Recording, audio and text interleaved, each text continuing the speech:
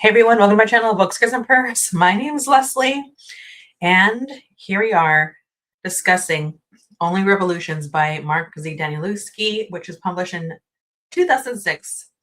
He's an author that's also written House of Leaves, which is definitely like a cult classic.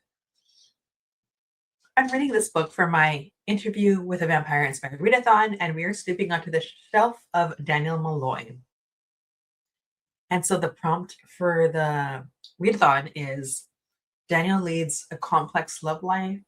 So seek out a book that really captures a love with like a large obstacle in it. I will say I thought this book was gonna fit the prompt. It does not, so I kind of failed there. All right, so we'll kind of go from there. Only Revolutions. I don't know really how to describe this. I'll just say that this book is another a challenging read, just similar to House of Leaves. Actually, I'm gonna have to share the screen and talk about the format a little bit. So here's Only Revolutions. There's two narratives going on.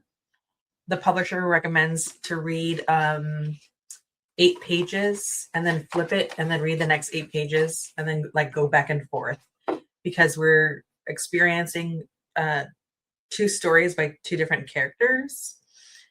And I feel like this reminds me of picking up like one of those travel books and you're reading through it. That's kind of like the format.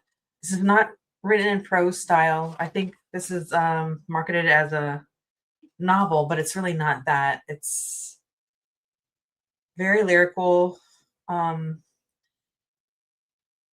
It's not prose style, and it feels like there's 2 different poems going on. If you take these 2 characters literally as they are, I don't think you're going to enjoy this as much. I think this is meant to be more allegorical, maybe. I'm still scratching my head because I don't know if I fully understood what was going on here. At some point, I'm going to have to read this book again, but you know me, I'm usually under a time constraint. So with this is what's confusing is you're experiencing 2 different characters' stories. And at first I thought this is like an unreliable narrator because what one person is experiencing, explaining an event, and then we read from another character's point of view, and the experience, it feels similar, but there's definitely differences. And so I thought they're experiencing the same experience together, but telling the story to us, the reader, and we're realizing they're not on the same page. Well, they're not on the same page because I don't even think they're even in the same time and space. And there are clues to that, who's where and what time. And it's just kind of based on their notes in here, is what I'm trying to say. And so there's this idea of maybe how history repeats itself and how these times converge. I'll just say that, but I am going to share my screen a little bit just to show you like an example of what I'm talking about with the pages. Only Revolutions. Okay. Here we go. The question is, can I make this bigger? Maybe this is good enough. Yeah, we'll go with this. So the pages are kind of like written, and then there's kind of like this like sidebar and annotation. And then over here, it's actually the bottom part is upside down because we're experiencing a different character. And that's the other character you're gonna experience every 8 pages when you turn it around. So that's kind of how it's set up. And just to maybe critique this a little bit, I was under the impression that what I thought I was gonna get was kind of maybe these 2 love stories clashing, but I was wrong about what I was reading basically. So I'm really not fulfilling my prompt. Um, but also, I think the action of turning the book around, what I wanted from this was I wanted to feel like intoxicated by the characters and discombobulated, like just drunk punch love. And I didn't really get that 'cause it's not really what the book is. And so we're spinning around this book, and I'm trying to think about the action and what that means to the story. And ultimately, I think that's just about like cycles repeating itself. Um, but as far as the characters go, this book, it's not really about if they're likable or not. I'm here or there about that. I just felt like I didn't really care. And so that's like a big sticking point for me is I don't need to read a book with even a plot. If I care about the characters enough, if I feel sucked in enough by the characters, I'll like the book anyways. And I didn't feel that way about this book. And I know I'm kind of talking a little bit backwards here. I'm talking about the book. Um, but because I really didn't even provide a synopsis. So I'll read a little bit of a synopsis. This is a bit chaotic. So we're reading like Sam and Haley. So Sam says they were with us before Romeo and Juliet and long after too, because they are forever around, or so both claim, caroling gleefully. We're always 16. And then there's Sam and Haley, powered by an ever rotating fleet of cars from Model T to Lincoln Continental, career from the Civil War to the Cold War, barreling down through the Appalachians to up to the Mississippi River, across the Bedlands, finally cutting a nation in half as they try to outrace history itself. And it kind of goes on from there. And so it sounds riveting, but again, the experience of it didn't feel that way. Um, I am, like many who have read House of Leaves, a fan of this author. Let me see. Let me grab House of Leaves for you. Here we go. So, House of Leaves is a bit of a cult classic. Is better. Can I get closer or no? Might not work. And so when you're reading the narrative of House of Leaves, it is very it's experimental. I don't remember there ever really being a book before his work that was so experimental like this. And so House of Leaves is about a family. They live in a home, and one of the rooms starts growing bigger and bigger, and something else is going on. And then there's a separate narrative of a person that is reading. I can't remember if he's reading or seeing. Um, there's like it's like a story within a story. So you're reading from a character that learns about a documentary about this house, and then he comes across some other materials, and so he's experiencing the story with us while we were learning about that. I guess you can say that person's story as well, that separate story, because there's something going on there in conjunction. And so when you see this, it looks gimmicky, but every single um, word is there intentionally for the to add to like potentially a visceral experience to the reader. And I thought it worked really, really well. I just thought that it was like very effective. And I know not everyone it would be into that because maybe that could feel like it's gimmicky, but I didn't think it was.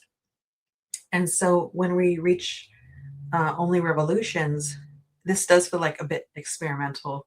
And again, it's all in service of the story. But again, it just didn't really uh, it didn't really capture me. I'm glad I read it, and even if whether I like or dislike Mark Danielewski's work, I'm going to continue to pick up his books because if there's anything that he's going to do, he's really going to challenge the readers and how we experience um, the literary world. So I kind of feel like I'm having a little bit of a convoluted conversation about this book. And I don't know. I'm sure there's other people that could discuss this book a lot better than I could. But it wasn't really my cup of tea. So I'll leave that there for my discussion about the book. And this is a readathon, focusing on Daniel Malloy. This is the last book. I wish I liked it because I feel like we're kind of ending this readathon with a bit of a whimper, similar to Madeline. When I was doing the character Madeline, that didn't really work out too well for me. It was a little bit all over the place. So I'm going to answer 3 questions. Why does this character have this book on their shelves? I definitely think it's about a passage of time. Daniel is someone that is interlocked with other vampires during his human life, and he's experiencing their stories, their narratives, but also his own life and his own narrative is important as well, separately and intermingling. And so I think that ultimately it's the passage of time that really draws him to this book and the format, because he is such a analytical, deep thinking person. My second question is, did this book recontextualize the character for you? I'd say yes. It just kind of like sharpened the idea that when it comes to Daniel Malloy, he calls BS on things.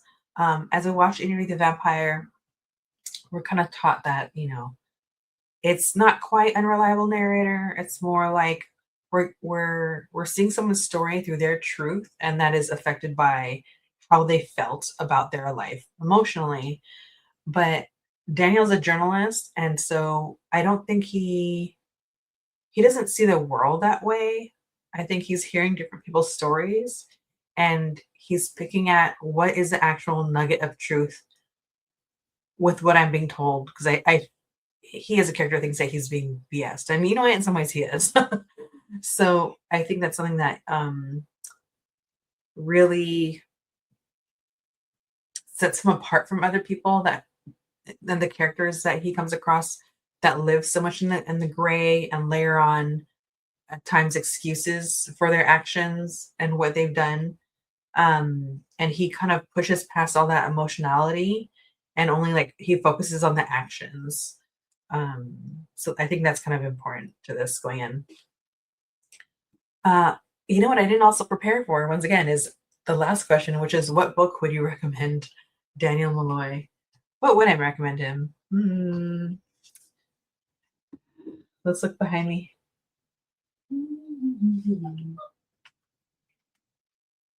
Let me see.